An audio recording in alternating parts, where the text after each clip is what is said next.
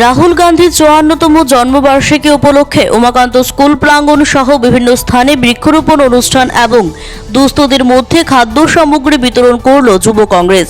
মঙ্গলবার এই কর্মসূচিতে উপস্থিত ছিলেন প্রদেশ কংগ্রেস সভাপতি আশিস কুমার সাহা, যুব কংগ্রেসের সভাপতি নীলকমল সাহা সহ কংগ্রেস দলের অন্যান্য নেতারা।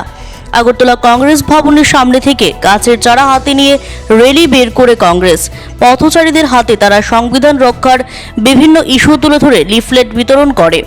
এদিন যুব কংগ্রেস সভাপতি নীলকমল সাহা বলেন, গ্রিনার বাজারে ভালোবাসার দোকান খোলার কাণ্ডারি রাহুল গান্ধীর ৫৪তম জন্মবার্ষিকী উপলক্ষে রাজ্যের ৯টি জেলাতেই ১০০টি করে গাছের চারা রোপণ কর্মসূচি হাতে নেওয়া হয়েছে। রাজ্য জুড়ে সর্বমোট ৯০০টি বৃক্ষরোপণ করা হবে। नफरत की बाजार में मोहब्बत का दुकान खोलार যে কাণ্ডারি সেই জননায়ক শ্রী রাহুল গান্ধীজির জন্মদিন আজকে।